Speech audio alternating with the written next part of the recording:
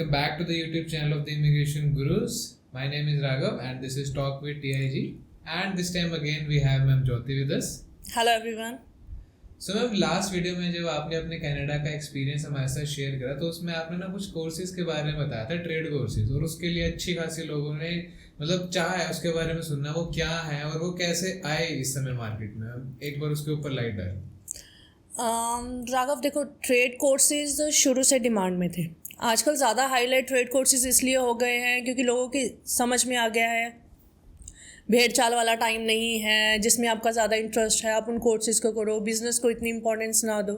ठीक है, mainly trade courses जो बोले जाते हैं वो बोले जाते हैं नॉन मेडिकल वाले बच्चों के लिए। कोर्सेज़ जो होते हैं, इलेक्ट्रीशियन हो गया, टेक्नीशियन हो गया, प्लम्बिंग, कारपेंटर वगैरह के कोर्सेज़ हो गए। बट मेरा जो पॉइंट ऑफ व्यू है वो सिर्फ और सिर्फ ट्रेड कोर्सेज़ को डिस्कस करने का नहीं है, क्योंकि ट्रेड कोर्सेज़ एक पर्टिकुलर फील्ड के लिए हो जाते हैं।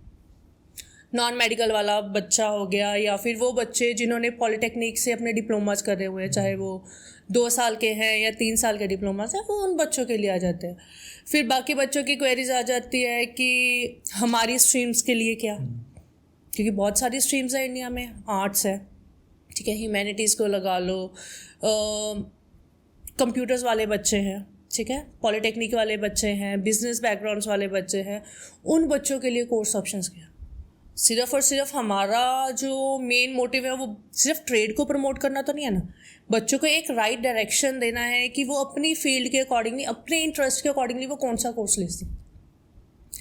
तो अगर मैं ट्रेड कोर्सेज़ की बात करूँ, ट्रेड कोर्सेज़ में बहुत एडवांस कोर्सेज़ हैं, ठीक है। आप टेक्नीशियन के कोर्सेज़ लगा लो, चाहे वो प्लम्बिंग है, वेल्डिंग है, ठीक है। ये सारे के सारे कोर्सेज़ नो कोड के कोर्सेज़ हैं, हाई डिमांड कोर्सेज़ है, क्योंकि इनके बाद जो सैलरी पैकेज स्टार्ट होता है वो एवरेज सैलरी पैकेज जो जाता है somewhere around $65,000 Canadian dollar per year, यानी कि मंथली का लगा लो या पर घंटे के हिसाब से बात करते हैं। पर घंटे के हिसाब से जो बच्चे को मिलता है वो $32, $33, $35 ऐसे मिलता है, जो बाकी के कंपैरिजन में काफ़ी अच्छा है, ठीक है। अब जो आर्ट्स बैकग्राउंड वाले बच्चे हैं, ठीक है, आर्ट्स बैकग्राउंड वाला बच्चा जाहिर सी बात है वो ट्रेड कोर्सेज के लिए तो जा नहीं सकता, वो क्योंकि एलिजिबल नहीं होगा बच्चा। उन बच्चों के लिए कोर्सेज आ जाते हैं, पर्सनल सपोर्ट वर्कर हो गया, अर्ली चाइल्डहुड हो गया, बेकरी के कोर्सेज हो गए, या फिर इवेंट मैनेजमेंट के कोर्सेज। इन कोर्सेज की भी काफ़ी डिमांड है, कोई इन कोर्सेज के बारे में तो डिस्कशन करता ही नहीं है। बस सिर्फ और सिर्फ लोगों ने ये प्रमोट कर दिया आप ट्रेड कोर्सेज की तरफ चले जाओ। बाकी के बच्चे भी हैं जिनके दिल में वो कहते हैं ना, क्यूरियोसिटी रहती है कि ठीक है हम ट्रेड्स के लिए एलिजिबल नहीं है, दैट मीन्स हमारे लिए कनाडा में कोई फ्यूचर नहीं। फ्यूचर है, हर एक कोर्स के लिए, हर एक स्ट्रीम के लिए फ्यूचर है, बस एक राइट डायरेक्शन की ज़रूरत है।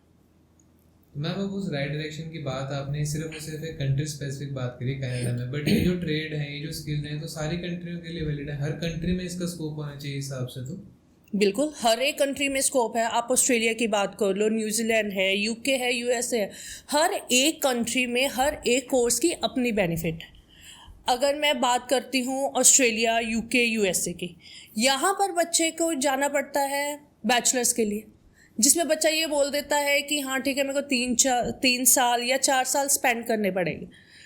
कनाडा स्पेसिफिकली इसलिए प्रमोट ज़्यादा किया जाता है क्योंकि कनाडा में बच्चे को क्वालिटी ऑफ एजुकेशन तो मिलता है, बट उसके ऊपर एक्सपेंस भी कम है, प्लस बच्चा अपना टाइम भी सेव कर पाता है। 2 साल में आप अपनी स्टडी कंप्लीट कर लेते हो, जहाँ पर बाकी कंट्रीज़ में आपको बैचलर्स करनी पड़ती है। न्यूजीलैंड कंट्री में भी आप डिप्लोमास के लिए जा सकते हो, बहुत अच्छे डिप्लोमास हैं, बट ज़्यादा पॉपुलर इसलिए नहीं किया जाता न्यूजीलैंड में क्योंकि फिर वही है, बच्चे को वर्क परमिट के लिए ज़्यादा अच्छे से गाइडेंस नहीं मिल पाती कि डिप्लोमा के बाद वर्क परमिट मिलेगा नहीं मिलेगा, क्या रहेगा। तो अपने हिसाब से बनाए गए लोगों के ना जजमेंट्स हैं, वहाँ चले जाओ ज़्यादा बेनिफिट है, उस कंट्री में ये ड्रॉबैक्स मिल जाएंगे आपको, अपॉर्चुनिटीज़ नहीं है, बिजनेस के कोर्सेज में चले जाओ क्योंकि इजी रहता है। बच्चों के लिए भी मेनली ये हो जाता है हमें वो वाला कोर्स दे दो जो इजी है, हम आराम से क्लियर कर पाएँ, हम साथ में अर्निंग भी कर पाएँ। बट अगेन मेरा पॉइंट ऑफ व्यू सिर्फ यही रहता है बच्चों के साथ, आप ये ना देखो कि आपको स्टडी किस में ईजी करनी पड़ रही है, आप थोड़ा सा लॉन्ग टर्म का सोचो। आज का वो टाइम नहीं है कि आपने बस अब का सोचा, शॉर्ट टर्म का सोचा, ठीक है मैंने स्टडी करी, मैंने साथ में अर्निंग करनी है, मेरा वेल सेट हो जाएगा। अगर आप लॉन्ग टर्म के लिए, यानी कि अगर आपका माइंडसेट है पीआर पॉइंट ऑफ व्यू के बारे में सोचने का, तो आप अपने हिसाब से कोर्सेज लो ना।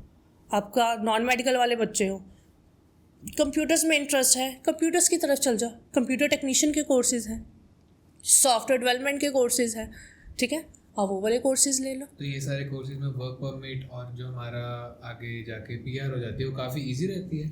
बिल्कुल काफ़ी इजी रहती है। देखो आजकल एआई का ज़माना है, टेक्नोलॉजी है, तो कंप्यूटर का स्कोप कहीं पर भी डेड नहीं हो सकता, ठीक है। कंप्यूटर सॉफ्टवेयर टेक्नीशियन लगा लो, सिस्टम टेक्नीशियंस लगा लो, टेक्नीशियंस की ज़रूरत हर एक इंडस्ट्री में है, ठीक है। चाहे वो आप वेल्डिंग टेक्नीशियंस हो गए, प्लम्बिंग टेक्नीशियन हो गए, इलेक्ट्रिशियन का लगा लो कोर्सेज हो गए, या फिर बच्चे का अगर इसमें इंटरेस्ट नहीं है आप कंस्ट्रक्शन लाइन में चले जाओ। कंस्ट्रक्शन में कितना अच्छा स्कोप है। बिल्कुल। अब जो इसकी रिक्वायरमेंट्स रहती है, जो कह लो आप एक एलिजिबिलिटी क्राइटेरिया रहता है, क्या ये बाकियों से मुश्किल रहता है या उनके साथ का ही रहता है? नहीं, एवरेज है। देखो अगर आप बात करो कनाडा के, कुछ इंस्टीट्यूट ऐसे हैं जो आपको 6 नॉट लेस देन 5.5 में दे देंगे। अगर हम काफ़ी अच्छे इंस्टीट्यूशंस की बात करें, वहाँ पे 6.5 नॉट लेस देन 6 मैंस कोर्स चाहिए। बट वो डिपेंड करता है कि आपको कौन सा कोर्स चूज़ करना है, कौन से कॉलेज की तरफ जाना है, ठीक है। अब मैं बात करूँ अगर मेडिकल वाले बच्चों के लिए, मेडिकल वाले बच्चों के लिए ये आ जाता है कि हमारे पास ऑफिस एडमिन के कोर्सेज रहेंगे, क्योंकि हमारे पास मैथमेटिक्स नहीं है, ठीक है। अब उनको गाइडेंस नहीं है प्रॉपर या क्या है, बायोटेक्नोलॉजी के कोर्सेज़ हैं, बहुत अच्छे कोर्सेज़ हैं, हाई डिमांड कोर्सेज़ हैं। अगर आप डेंटल हाइजीन के कोर्सेज़ की तरफ जाना चाहते हो, डेंटल हाइजीन का कोर्स एक ऐसा कोर्स है जिसके बाद आपके लिए आप सोच भी नहीं सकते हो कि अगर आप वहाँ पे जाके अपना एक डेंटल लाइन में आप अपना क्लिनिक ओपन कर लेते हो, ठीक है, आप एवरेज टू एवरेज कितना अर्न कर सकते हो। $1,00,000 तक आप पर मंथ का कमा सकते हैं। इतनी तो लोगों की सोच भी नहीं जाती, वो तो फिर वही वाली चीज़ पे लेके जाते हैं, आज पढ़ा आज साथ साथ कमा लिया और ख़त्म। बिल्कुल लोग करते हैं। आप अच्छे तरीके से प्रैक्टिस करो, अगर आप अपना क्लिनिक सेटअप वगैरह करते हो वहाँ पे आप $1,00,000 तक कमा सकते हो। That is the average amount. लोग इससे भी ऊपर कमाते हैं, क्योंकि वही है ना कि आपका इंटरेस्ट है पर आपको राइट डायरेक्शन नहीं है, क्योंकि आपके एजेंट ने बोल दिया अच्छा ये वाला कोर्स सितंबर में, आप बोलोगे यार अभी के लिए तो अगस्त चल रहा है, नेक्स्ट सितंबर 1 साल वेट करना पड़ेगा। नहीं नहीं नहीं, मेरे को कोई वो वाला कोर्स दिलवा दो जिसमें मेरा जैन में एडमिशन हो जाए या मई में एडमिशन हो जाए। स्पेसिफिकली बच्चे ऐसा करते हैं, वो वेट नहीं करना चाहते। बिल्कुल बच्चा भी क्या, पेरेंट्स भी वेट नहीं करना चाहते। उनको ये होता है कि नहीं बच्चे का 1 साल ख़राब हो जाएगा। बट अगर हम उसको लॉन्ग टर्म के पॉइंट ऑफ व्यू से सोचें, अगर आपका 1 साल ख़राब नहीं हो रहा, आप एक अच्छे कोर्स में उस 1 साल को स्पेंड कर रहे हो, आप उसके बारे में थोड़ा बहुत और इंडिया से रिसर्च करके जा सकते हो, आप अपने लिए ट्रेनिंग्स ले सकते हो, ठीक है। क्लिनिक्स वगैरह होते हैं जहाँ पे आप बोल सकते हो कि हमें एज अ इंटर्न रख लो, थोड़े टाइम के लिए रख लो, हमारा एक्सपीरियंस गेन हो जाएगा, ताकि मैं स्टडी के साथ बिल्कुल सर्टिफिकेशन हो जाएगी। बच्चा कोऑप वाला कोर्स नहीं चूज़ करता, क्योंकि कोऑप वाले कोर्सेज़ के लिए बच्चों के माइंडसेट में क्या आ जाता है, अच्छा 4 सेमेस्टर पढ़ लिए, 1 सेमेस्टर और लगाना पड़ेगा, ठीक है।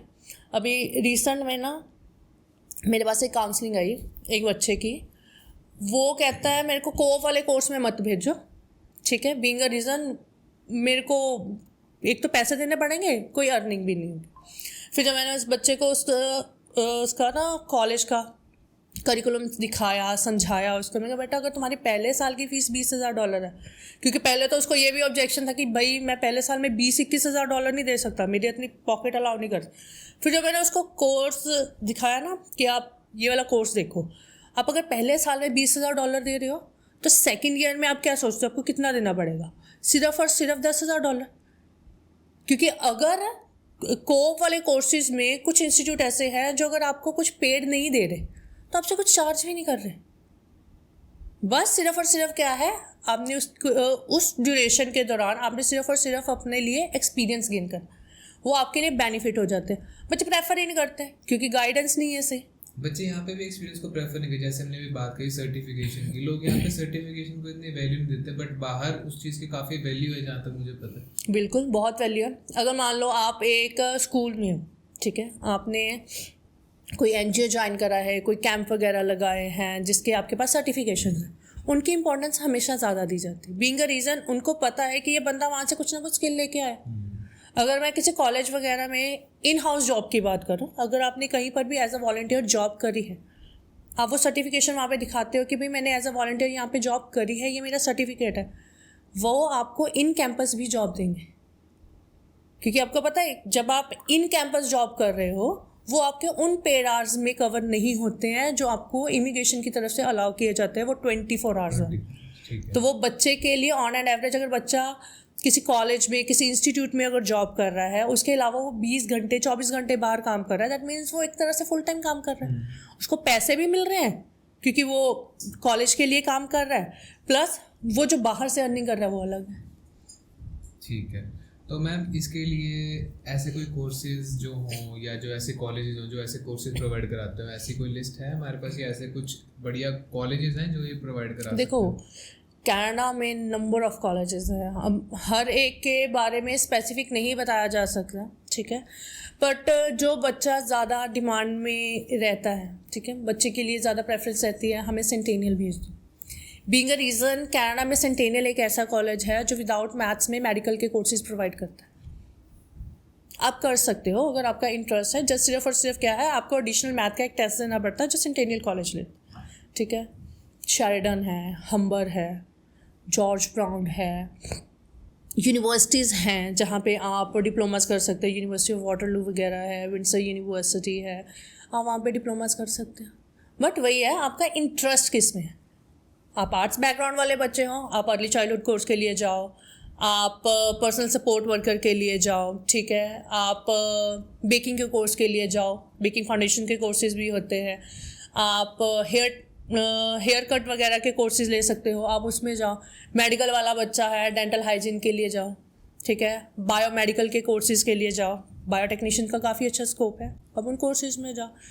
कॉमर्स बैकग्राउंड वाले बच्चे हो, अगर आपका इंटरेस्ट बिजनेस में है, देन आई ऑलवेज प्रेफर कि आप किसी न किसी पर्टिकुलर स्पेशलाइजेशन में जाओ rather then in a basic business course में। क्योंकि आने वाले टाइम में आई पर्सनली रिमेंबर 2017 एंड में न्यूजीलैंड ने स्ट्रेट फॉरवर्ड मना कर दिया था कि हम बिजनेस के कोर्स वाले बच्चे को वीज़ा नहीं देंगे। वही सिचुएशन आज की डेट में कनाडा के साथ भी होगी।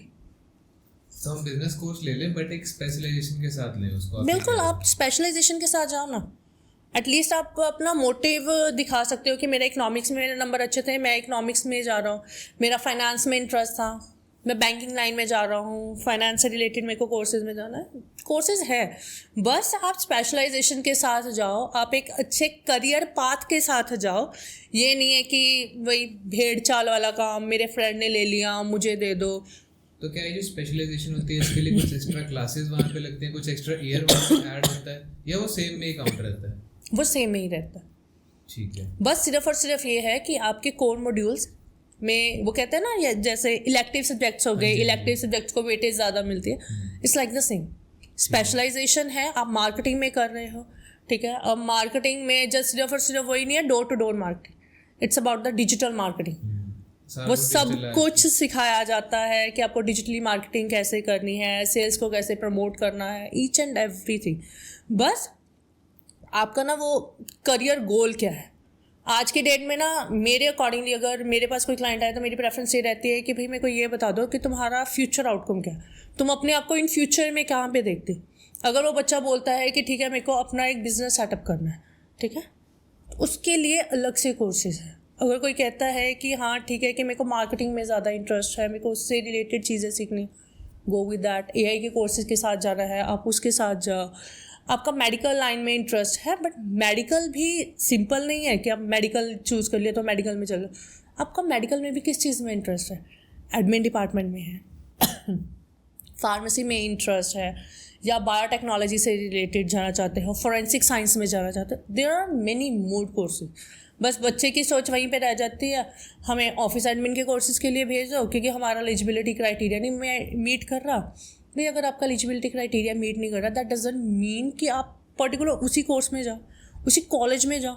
अदर कॉलेजेस भी हैं जो आपको ऑप्शन दे देते हैं कि भैया ठीक है आप एडिशनल $500 ही है, ठीक है, आपने यहाँ पर नहीं करा, वहाँ पे जाके कर सकते हो, आप एडिशनल ले लो।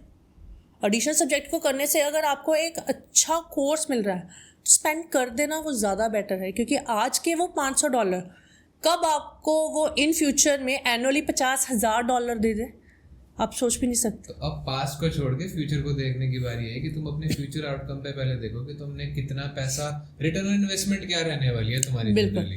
अगर तुम्हारा फ्यूचर क्लियर नहीं है कि मेरा फ्यूचर में मुझे एज अ डेंटिस्ट काम करना है, एज अ मेरे को फार्मेसी लाइन में जाके काम करना है, या फिर एज अ मेरे को इंजीनियर काम करना है, ठीक है, जब तक आपका फोकस नहीं है, आप अपने गोल को लेके क्लियर नहीं हो, आप अपना फ्यूचर नहीं सोच सकते। आज का टाइम वो है कि कुछ भी चूज़ करने से पहले आपको अपना फ्यूचर क्लियर होना चाहिए। मेरा फ्यूचर इसमें है अभी, ठीक है, मेरे को यहाँ पे स्कोप नहीं मिल रहा है, मेरे को बाहर जाके स्कोप मिल रहा है, मेरे को स्कोप लेना है। आप इंजीनियरिंग के लिए जाओ, अच्छे कोर्सेज हैं, आप करो। बस वही है, बच्चे के माइंडसेट में ये हो जाता है कि हमें बैचलर्स के लिए इसलिए नहीं जाना है क्योंकि 3 से 4 साल की बैचलर है इतने पैसे क्यों लगाने, ठीक है, बैचलर्स के लिए ना जाओ, बट दैट डजंट मीन कि आप वो लेवल वाले डिप्लोमा कोर्सेज भी नहीं चूज़ कर सकते। आप 2 साल के डिप्लोमा कोर्सेज ले सकते हो, आप 3 साल के एडवांस डिप्लोमा कोर्सेज ले सकते हो, but it's totally up to you कि आपका इंटरेस्ट किस में है, आपका विजन किस में है। आज की डेट में कुछ ऐसे पेरेंट्स भी हैं जिनके बच्चे अभी जस्ट सिर्फ और सिर्फ 11th स्टैंडर्ड में जिन्होंने एडमिशन लिया है, दे आर क्लियर विजन कि हमें अपने बच्चे को बाहर भेजना है, बट बाहर भी किस कोर्स में भेजे कि जिसमें हमारे बच्चे का फ्यूचर सिक्योर हो जाए, वो अभी से ही उस चीज़ की प्रिपरेशन कर रहे हैं। तो मेरा प्रेफरेंस सिर्फ और सिर्फ ये है कि वो वाले बच्चे जिन्होंने ऑलरेडी अपना 12th स्टैंडर्ड कंप्लीट कर लिया या ऑलरेडी अपना ग्रेजुएशन किसी भी स्ट्रीम में कंप्लीट कर लिया, ठीक है, अगर आपका इंटरेस्ट है किसी और लाइन में जाने का, आप जाओ, आप ज़रूर जाओ। जब तक आप कोशिश नहीं करोगे तब तक आप किसी भी सिचुएशन पे वहीं के वहीं खड़े रह जाओगे, आप आगे नहीं पहुंच पाओगे। तो ये चीज़ें बहुत ज़्यादा मैटर करती है कि आपका विजन कैसा है। जब आपका विजन क्लियर है ना, आपको अपने आप से पता है कि मेरे को उस कोर्स में जाना है, आपके कंसल्टेंट को आपको बताने की ज़रूरत नहीं है, अच्छा ठीक है बेटा आपकी प्रोफाइल से ये कोर्स मीट करता है, आप ये वाले कोर्स के लिए ना जाओ, आप ये वाले कोर्स के लिए सुन जाओ, ठीक है। हम ये नहीं कहते कि कई बार बच्चे के कोर्स की डिमांड गलत आ जाती है, आर्ट्स वाला बच्चा बोल देता है मेरे को मेडिकल के कोर्सेज के लिए भेज दो, मेरे को नर्सिंग के लिए भेज दो, वो चीज़ें पॉसिबल नहीं हो पाती। बट आप अपनी ही स्ट्रीम में अगर आगे जाना चाहते हो आप जाओ, आपको ज़रूर जाना चाहिए। जैसे मैंने लास्ट टाइम ही बात करी थी कि ट्रेड कोर्सेज हो गए या फिर लॉ इन्फोर्समेंट के कोर्सेज हो गए, they are very high demand courses. इनके बाद का करियर आउटकम बहुत अच्छा है, इनके बाद का वेज रेट काफ़ी अच्छा है। आपको वही है ना, वो स्टैंडर्ड से अब एक क्वालिटी ऊपर करनी है अपनी। जब तक आप वही नहीं करोगे फिर आप वहाँ पे जाके ये बोलोगे हमारे लिए जॉब्स नहीं है, हम फ्री घूम रहे हैं तो आपको अपना आज की डेट में अगर आपको किसी भी कंट्री में जाना है, डजेंट मैटर आप कनाडा की बात कर रहे हैं हम, आपको किसी भी अदर कंट्री में जाना है, आपका फ्यूचर आपको क्लियर होना चाहिए कि मेरे को इस पोजीशन पे पहुंचना है। वो पहले होता था ना, पेरेंट्स बच्चे को बोलते थे ठीक है तूने आर्मी लाइन में जाना है, तो वो बच्चे को स्टार्टिंग से ही उस हिसाब से ही प्रिपेयर करके चलते थे। आज स्मार्ट ट्रेंड है, तो बच्चों के साथ साथ पेरेंट्स को अभी स्मार्ट होना बहुत ज़्यादा ज़रूरी है, ताकि उनको पता हो कि ठीक है हमारे बच्चे के लिए अब वो वाला टाइम ही रह गया किसी भी कोर्स में चले जाओ, आपने ट्रकिंग का लाइसेंस ले लेना, आपको पीआर मिल जाएगी ना, वो वाला टाइम चला गया। जब तक आपके हाथ में स्किल नहीं है, आपको किसी चीज़ की नॉलेज नहीं है, आप कहीं पर भी स्टैंड नहीं करोगे। तो आज के टाइम में आपका क्या राय है इसके बारे में, जिन बच्चों ने अभी अपनी 11th 12th करनी है या जो कर रहे हैं, वो अपने कौन से सब्जेक्ट्स चूज़ करें? क्या उन्हें स्पेसिफिकली नॉन मेडिकल मेडिकल के लिए जाना चाहिए, या वो कॉमर्स और ह्यूमैनिटीज़ के साथ भी ट्रेड कोर्सेज में आके काम कर सकते हैं? देखो, कॉमर्स एंड ह्यूमैनिटीज़ में आप जा सकते हो। ह्यूमैनिटीज़ में ना लोगों के बस वही सोच आ जाती है कि वोकेशनल कोर्सेज ले लो। बहुत कम लोग हैं जिनको ये पता है कि अगर मैं ह्यूमैनिटीज़ में अपनी स्कूलिंग कर रहा हूँ, ठीक है, ह्यूमैनिटीज़ में 96 सब्जेक्ट्स होते हैं, आपको 96 सब्जेक्ट्स में से कोई 3 इलेक्टिव सब्जेक्ट चूज़ करने पड़ते हैं। ना चूज़ करो पेंटिंग, म्यूज़िक, आप अदर कोर्सेज ले लो। ईजी वे आउट ढूंढते हैं वहाँ पर भी। बिल्कुल ईजी वे आउट है, हम यहाँ से ईजी वे में कर लेंगे, फिर वहाँ पे जाके कुछ ना कुछ तो कर ही लेंगे बाहर जाके, ठीक है, हमारा मेजर कंट्रीज़ में नहीं होगा, हम यूरोप में चले जाएंगे। आजकल यूरोप का भी बड़ा ट्रेंड चल रहा है, बट लोगों को ये नहीं समझ में आती कि हम लोग यूरोप में जाके उतना आउटकम नहीं निकाल पाएंगे जितना हम लोग अदर कंट्रीज़ में, मेजर कंट्रीज़ में निकाल सकते वेस्टर्न हैं। में थोड़ा ज़्यादा रहता है। वहाँ पे तो देखो हमेशा डिमांड ज़्यादा ही रहेगी, अपॉर्चुनिटीज़ ज़्यादा रहेगी as compare to other. Europe में जाने के बाद आप PR वगैरह जल्दी ले लोगे, सब कुछ है, but there are very few countries जहाँ पे आपका फ्यूचर जो है वो सेफ हो पाए। थोड़ा लैंग्वेज बैरियर भी तो रहता है तो। बिल्कुल लैंग्वेज बैरियर है। देखो language barrier it's just like रागा हर जगह है, ठीक है। अगर मैं अपने इंडिया की ही बात करूँ, हमारे इंडिया में भी डिफरेंट स्टेट्स में डिफरेंट लैंग्वेजेस बोली जाती है, ठीक है। हर एक कंट्री में अलग लैंग्वेज बोली जाती है। अब अगर आप UK चले जाओ, वहाँ का वे ऑफ कम्युनिकेशन, वहाँ का accent that is totally different as compare to American accent, ठीक है। कनाडा और USA में अमेरिकन एक्सेंट यूज़ होता है, न्यूजीलैंड में, ऑस्ट्रेलिया में और UK में ब्रिटिश एक्सेंट यूज़ होता है, क्योंकि वो ब्रिटिश रूल को फॉलो करते हैं, ठीक है। उन कंट्रीज़ का अलग है, उन कंट्रीज़ का अलग है। That is the reason sometime बच्चे को ना एक्सेंट समझने में भी बड़ी दिक्कत रहती है। अगर मोस्टली पता ये अंडरस्टैंडिंग की दिक्कत किन बच्चों को आती है, ये उन बच्चों को आती है जिन्होंने PT करी होती है, टू बी ऑनेस्ट। ठीक बात है, क्योंकि उसके अंदर ज़्यादा इतने अच्छे से आपको इंग्लिश सिखाई नहीं जा रही, वो आपको लर्न कराई जा रही है उस टेस्ट के अंदर। वो नहीं करते थे हम लोग, रट्टाफिकेशन है वो पूरा का पूरा। आप सिर्फ और सिर्फ उसको टेम्पलेट्स है उसको रीड कर लो, आप इजीली क्लियर कर जाओगे। बट बहुत 15 और 25% की मैं एवरेज लगा के चलती हूँ कि PT वाले बच्चे के 25% बच्चा ऐसा होगा जिसका एक्सेंट अच्छा हो, ठीक है। मेजॉरिटी में बच्चों का एक्सेंट इतना अच्छा नहीं होता है। फिर उनको रेकमेंड किया जाता है कि आप अगर एक अदर नेटिव कंट्री में जा रहे हो जिसकी लैंग्वेज इंग्लिश है, तो आप अपने लिए स्पीकिंग की क्लासेस अलग से लो। स्टेट बोर्ड वाले बच्चे का लेवल अलग से होता है, CBSE वाले का, IB बोर्ड वालों का बच्चों का लेवल अलग से होता है। हर एक बच्चे का लेवल अलग से होता है, हम किसी को जज नहीं कर सकते, ठीक है। बट ये है, अगर आप आर्ट्स के बच्चे हो, आपको अपना करियर पाथ उस लाइन में चूज़ करना है, ठीक है, आप अच्छे से चूज़ करो। आप अर्ली चाइल्डहुड के कोर्सेज़ लो, आप लॉ इन्फोर्समेंट के कोर्सेज़ में जाओ, आप इवेंट मैनेजमेंट वगैरह के कोर्सेज़ में जाओ। आपका बेकिंग में इंटरेस्ट है, आप बेकिंग में जाओ। और जो बच्चे डिप्लोमा वाले हैं या IT वाले हैं, उन लोगों के लिए क्या चीज़ प्रेफरेबल है? उनके लिए तो सबसे best go with the trade. आप ट्रेड कोर्सेज में जाओ। आपने वेल्डिंग टेक्नीशियन का कोर्स यहाँ से किया है, फर्दर एडवांस कोर्स के लिए जाओ वहाँ पे वेल्डिंग टेक्नीशियन के लिए। हमने 10th के बाद 2 साल का करा, कोई फ़र्क नहीं पड़ता। You can straight forward go for that trade courses.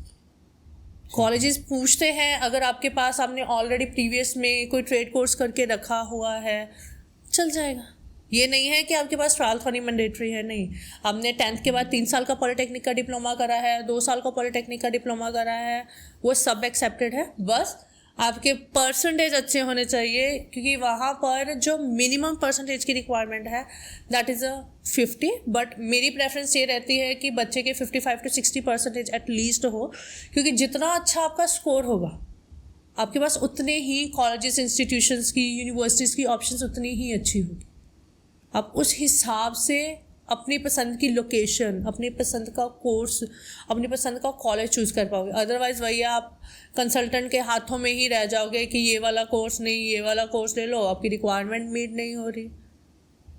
और मैम आपने ना कई बार यूज़ करा है वर्ड हाई स्किल कोर्सेज, और कई जगह आपने यूज़ करा है ट्रेड कोर्सेज। क्या ये एक ही चीज़ है, क्या ये अलग चीज़ें हैं, क्या है? एक बार बच्चों का डाउट क्लियर करो। जो स्किल्ड कोर्सेज, ट्रेड कोर्सेज है, वो काइंड ऑफ सेम भी है बट सेम नहीं भी है, क्योंकि सेम सिर्फ और सिर्फ ट्रेड कोर्सेज आ जाते हैं। बात वही है, पॉलिटेक्निक, ITI वाले बच्चे हो गए या नॉन मेडिकल वाले बच्चे हो गए, उनके अलावा अदर स्ट्रीम्स भी हैं, ठीक है। ह्यूमैनिटीज़ है, उनके लिए अलग तरह के कोर्सेज है। कॉमर्स वाले बच्चों के लिए अलग तरह के कोर्सेज है, ठीक है। नॉन मेडिकल वाले बच्चों के लिए ट्रेड कोर्सेज के साथ साथ कंप्यूटर वाले कोर्सेज भी हैं, ठीक है। वो कहते हैं ना कि जैसे मैंने पहले बताया कि आपको ह्यूमैनिटीज़ में 96 सब्जेक्ट्स हैं, वैसे ही बहुत सारे इंस्टीट्यूशन ऐसे हैं जिसमें 200+ कोर्सेज हैं। बट वो आपको देखना है आपका इंटरेस्ट किस में। आपने बता दिया ठीक है मेरे को शेरिडन जाना है, अब वो आपके स्पेसिफिकली आपका शेरिडन में भी कौन से कोर्सेज में जाना है, अब ऐसा तो है नहीं कि अब रिक्वायरमेंट अलग होती है, कॉलेज की भी रिक्वायरमेंट अलग होती बिल्कुल। है हमारी। देखो फॉर एग्जांपल आप इंफॉर्मेशन टेक्नोलॉजी के कोर्स के लिए जा रहे हो, ठीक है, उसकी जो रिक्वायरमेंट आएगी कुछ कोर्स कॉलेजेस में आ जाएगी 6 नॉट लेस देन 5.5, कुछ में आ जाएगी 6 या 6.5 नॉट लेस देन 5। अगर आप वहीं पर कंप्यूटर टेक्नीशियन के कोर्सेज के लिए जा रहे हैं, इंफॉर्मेशन टेक्नोलॉजी नहीं, कंप्यूटर टेक्नीशियन के कोर्सेज के लिए जा रहे हैं, उसकी डिमांड अलग आ जाएगी क्योंकि वो IT प्लस ट्रेड हो गया। तो उन कोर्सेज की डिमांड भी ज़्यादा है, सीट लिमिटेशंस भी होती हैं क्योंकि देखो इंटरनेशनल इंस्टीट्यूशंस है, दैट डजंट मीन उन्होंने सारे के सारे इंटरनेशनल बच्चे ही लेने हैं। उन्होंने कुछ सीट्स डोमेस्टिक स्टूडेंट्स के लिए भी एक्वायर करनी होती है, उनको डोमेस्टिक्स को भी एडमिशन वो रिजर्व रहती है। दैट इज़ द रीज़न कई बार क्या आता है कि बच्चे ने फाइल कॉन्सेंट के लिए लगाई होती है, देयर आर फ्यू इंस्टीट्यूशंस में ऐसी चीज़ें हो जाती है कि आपके पास ऑफर कोई आई है, आपने फ़ीस कोई पे करी है, वीज़ा किसी इनटेक के लिए आया, बट सीट्स ख़त्म होने की वजह से वो उन्होंने आपको डेफर कर दी क्योंकि टाइमली वीज़ा नहीं आया, टाइमली आपने उनको स्टेटस अपडेट नहीं करा। तो यूनिवर्सिटी वालों के भी हाथ में कुछ नहीं था, उन्होंने बोला आपने हमें टाइमली नहीं बताया, तो now you have to defer your classes कि हमारा इस मंथ का जो था इस इनटेक का जो कोटा है वो सारा का सारा कंप्लीट हो चुका है। So before this and this video में हम एक लास्ट कोई मैसेज देना चाहेंगे आप बच्चों के लिए जो कि ट्रेड प्रोग्राम्स की तरफ हो बच्चों को? देखो आई ऑलवेज प्रेफर कि बच्चा वो वाला कोर्स चूज़ करे जिसमें उस बच्चे का अपना इंटरेस्ट है, ठीक है।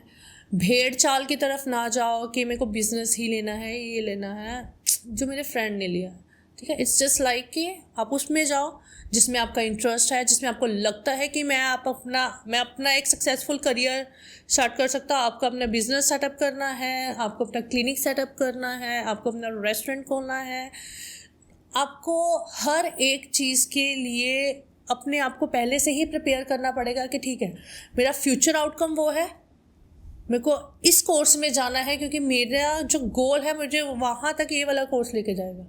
मैंने रेस्टोरेंट ओपन करना है, दैट डजंट मीन कि मेरे को कलनरी के स्किल्स नहीं आने चाहिए भी।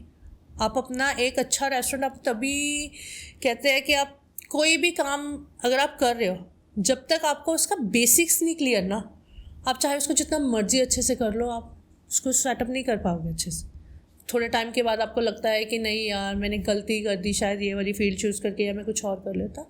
इट्स जस्ट लाइक आपको कुछ भी पढ़ो, कुछ भी करो, अपने फ्यूचर को ध्यान में रख के अपने आज को बहुत क्लीन लेके चलो कि मेरा जो फ्यूचर का फोकस है मेरा इस कोर्स में है, मुझे इस कोर्स में, इस कंट्री में, इस कॉलेज में जाना है।